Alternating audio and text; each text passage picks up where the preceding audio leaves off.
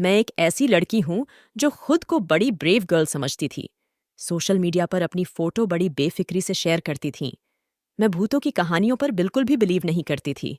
लेकिन उस दिन मेरे साथ जो हादसा हुआ, उसके बारे में सोचकर आज भी मेरी रूह कांप जाती है। सोशल मीडिया पर मेरी दोस्ती एक आदमी से हो गई। उसका नाम रवीन था। रवीन अपने पोस्ट में अक्सर भूतों की कहानी को डाला करता था। मैंने एक दिन उस पर कमेंट कर दिया और कहा कि ये सब बकवास बातें हैं। मैं इन पर बिल्कुल भी बिलीव नहीं करती हूँ। तब से हम एक दोस्त बन गए। वो मेरे ब्रेव नेचर से बड़ा ही प्रभावित हुआ। हम आपस में रोज घंटों बातें करने लगे। मुझे उससे लगाव सा होने लगा। एक दिन की बात है, उसने मुझसे अपने गांव आने के लिए कहा। मैं चूंकि एक बिंदास लड़की थी, इसलिए मैंने उससे मिलने का मन बना लिया। मैं अकेले ही ट्रेन से इस सफर पर निकल गई। अब जब लज्जोपुर गांव के स्टेशन पर ट्रेन रुकी, तो उस समय रात के लगभग 3 बज रहे थे। मैं ट्रेन से उतरी तो मैंने देखा पूरा स्टेशन खाली पड़ा है और मैं अकेले ही ट्रेन से उतरी हूँ। रवीन को मुझे लेने के लिए स्टेशन पर मौजूद होना चाहिए था, लेकिन वो मुझे लेने नहीं आया। मैंने अपना सेल फोन निकाला और उसे कॉल किया, लेकिन उसका सेल फोन स्विच ऑफ आ रहा था। अब मैंने अकेले ही उसके घर तक जाने का सोचा और मैं गांव की एक सड़क पर चल पड़ी। क्योंकि मैं ना ही मर्दों से डरती थी और ना ही भूतों से, इसलिए मैं अकेले ही सड़क पर चले जा रही थी। रात के सन्नाटे में कुत्तों के रोने की आवाज सुनाई देने लगी। हाँ, मैं कभी इतनी रात को घर से बाहर नहीं निकली थी। मुझे ऐसा लग रहा था कि कुत्तों के रोने की आवाज मैंने पहली बार सुनी है। वो आवाज सच में डरावनी थी और झाड़ियों से गुजरते हुए हवा की साएं साएं करती आवाज से मुझे सच में डर लगने लगा था। मैंने अपने डर पर काबू पाने की पूरी कोशिश की और फिर कुछ दूर पैदल चलने के बाद मुझे दूर से घोड़े के हिनहिनाने की आवाज सुनाई दी और ऐसा लगा कि कोई घोड़े पर बैठकर मेरी तरफ आ रहा है। मुझे रवीन ने बताया था कि उसके पास एक काला घोड़ा भी है। अब मुझे पक्का यकीन हो गया कि रवीन मुझे लेने आ गया है। लेकिन तभी मैंने देखा कोई औरत है जो मेरे सामने खड़ी है, मुझे घूर कर देख रही है। अब मैं सच में पहली बार डर चुकी थी। मैंने घबराते हुए उससे पूछा, कौन हो तुम? उसने कहा, मैं मंजो हूं। मुझे रवीन ने भेजा है। मैं तुम्हें उसके घर तक छोड़ दूंगी। तुम मेरे साथ चलो। मैंने उससे कहा कि क्या पैदल चलना होगा? तभी वो हंसने लगी। उसकी हंसी बड़ी डरावनी थी। वो बोल पड़ी, गांव में हम लोगों की पैदल ही चलने की आदत होती है। कहानी अभी बाकी है। मेरे चैनल का नाम है अचंभित समाधान। अगर कहानी मजेदार है तो लाइक कीजिए। और कौन कौन कहानी को क्या करते हुए देख रहा है, जैसे सोते हुए या खाना खाते हुए, कमेंट करके जरूर बताओ। अब मैं उसके साथ चल पड़ी। रास्ते में एक नदी दिखाई दी। नदी के चारों तरफ अंधेरा छाया हुआ था। नदी के बीच में से एक रास्ता जा रहा था, जो बहुत ही पतला सा रास्ता था। मंजो बोल पड़ी, तुम्हें तैरना याद है? मैंने बोला, नहीं। ये सुनकर वो फिर खौफनाक तरीके से हंसने लगी। उसने बोला, चलो, मेरा हाथ पकड़ लो। अब अंधेरी रात में मुझे रास्ता भी ठीक से दिखाई नहीं दे रहा था। तब मैंने उसका हाथ पकड़ लिया। जैसे ही मैंने उसका हाथ पकड़ा, मुझे कुछ अजीब सा लगा। ऐसा लगा जैसे मैंने किसी मुर्दा इंसान का हाथ पकड़ लिया हो। उसका हाथ बिल्कुल बर्फ की तरह ठंडा पड़ा हुआ था। उसने मेरे हाथ को जोर से दबाकर पकड़ लिया और हम तेज तेज कदमों से नदी को पार करने लगे। तभी सामने से कुछ रोशनी दिखाई दे रही थी। जैसे जैसे हम उसके पास पहुंचने लगे, तो मैंने देखा एक काली बिल्ली मुझे घूर रही है। मैं रुक गई। मंजू मुझसे बोली, क्या हुआ? तुम इससे डर गई। ये तो सिर्फ छलावा है, सच में कोई बिल्ली नहीं है। अब ये बात सुनकर मुझे उस औरत से ही डर लगने लगा था। मंजो मुझे खींचती हुई उस बिल्ली की तरफ ले जा रही थी। तभी अचानक से काली बिल्ली गायब हो गई। अब हम नदी पार कर चुके थे और ऊंची ऊंची झाड़ियों से गुजर रहे थे। तभी झाड़ियों के बीच कुछ लोगों की धीरे धीरे बातें करने की आवाज सुनाई दी। ये आवाज भी औरतों की लग रही थी। तभी अचानक से मंजो का हाथ मेरे हाथ से छूट गया। मैं उसे अंधेरे में नहीं देख पा रही थी। जो आवाज धीरे धीरे आ रही थी, वो तेज होने लगी। मैंने ध्यान से सुना तो एक आवाज मंजो की थी। ऐसा लग रहा था मंजो किसी से झगड़ रही है। अब मुझे पसीने छूटने लगे। मैं तो सच में डर रही थी। मैंने आवाज दी, मंजो, मंजो तुम कहाँ हो?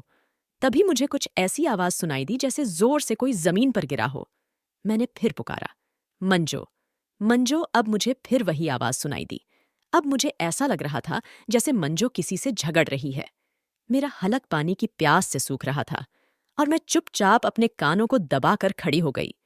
तभी एक जोरदार आवाज सुनाई दी, मंजो भाग जा यहां से।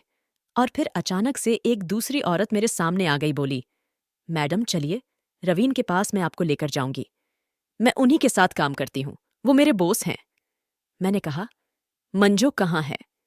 वो औरत बोली, वो एक भूतनी चुड़ैल थी, मैंने उसे भगा दिया है। अब कोई खतरा नहीं। ये सुनना था कि बस मानो मेरी जान ही निकलने वाली थी। मुझे वो बातें याद आ रही थीं जिस पर मैं लोगों से बहस किया करती थी कि भूत वूत नहीं होते हैं। मैं कुछ भी समझ नहीं पा रही थी कि मैं क्या करूं। अब वो औरत मुझसे कहने लगी कि मैं रेनू हूं, तुम मेरे साथ मेरे पीछे पीछे चलती रहो। मुझे ऐसा लग रहा था कि मैं जोर जोर से चीखूं, चिल्लाऊं, किसी से हेल्प मांगूं, लेकिन इस सुनसान रास्ते पर कोई मेरी सुनने वाला नहीं था। अब मैं इस औरत के पीछे पीछे चलने लगी।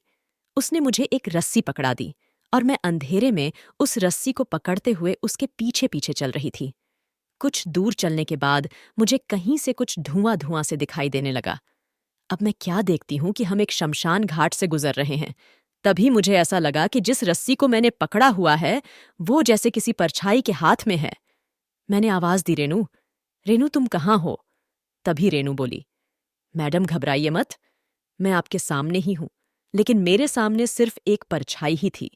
अब मेरे कदम लड़खड़ाने लगे। मुझे ऐसा लग रहा था कि जैसे मुझ में जान ही न हो। शमशान घाट में आधी रात को लोगों की बातें करने की आवाज और कुछ लोगों की हंसने की आवाज सुनकर मेरी जान निकल रही थी। अब मैंने फैसला कर लिया था कि मुझे यहां से भाग जाना चाहिए। और तभी मैंने स्टेशन की तरफ दौड़ लगाने की कोशिश की, लेकिन जैसे ही मैं दौड़ी, मैं गिर गई। अब शमशान में से किसी की आवाज आई, डरावनी आवाज में, पकड़ो इसे, इससे पहले कि इसका खून ठंडा पड़ जाए। हमें इसका खून चूस लेना चाहिए। किसी ने चिल्लाकर कहा, रेनू, तुम इसे पकड़ती क्यों नहीं हो? रेनू बोल पड़ी, इसके पास एक चाकू है, इसीलिए मैं इस पर अब तक हावी नहीं हो पाई, वरना मैं इसे रास्ते में ही खत्म कर देती। इसलिए हम इसे सिर्फ डरा कर ही मार सकते हैं। अभी ये बातें कर ही रहे थे कि मुझे फिर घोड़े के हिन हिनाने की आवाज आई। ये वही आवाज थी जिसके बाद मुझे मंजो मिली थी। और ये लोग भी बातें कर रहे थे कि मंजो आ रही है, और मेरे सामने मंजो खड़ी थी। वो बोल पड़ी, जल्दी से मेरा हाथ पकड़ो और चलो यहां से।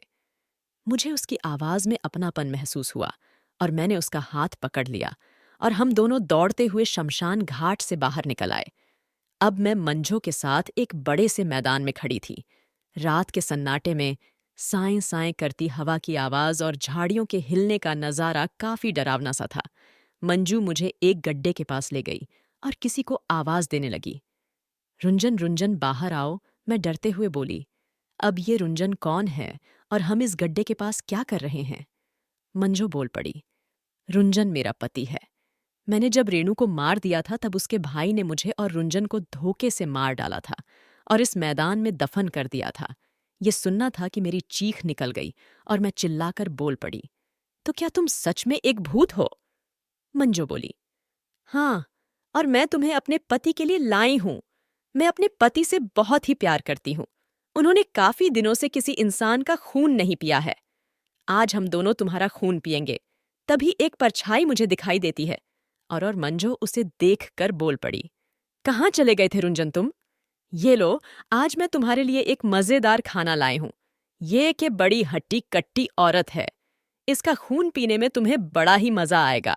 ये कहकर वो दोनों मेरी तरफ बढ़ने लगे। इतने में सुबह के 5 बज चुके थे और अंधेरा खत्म हो रहा था। अब मुझे इन दोनों का चेहरा दिखाई देने लगा। मैं इनका भयानक चेहरा देखकर जमीन पर गिर गई। अब जब मेरी आंख खुली तो मैंने देखा कि मैं किसी के घर में पलंग पर लेटी हूं। जैसे ही मैं घबराकर उठी, रवीन मेरे सामने आ गया। रवीन बोल पड़ा, तुम अब कैसी हो? मैंने कहा, मुझे क्या हो गया था?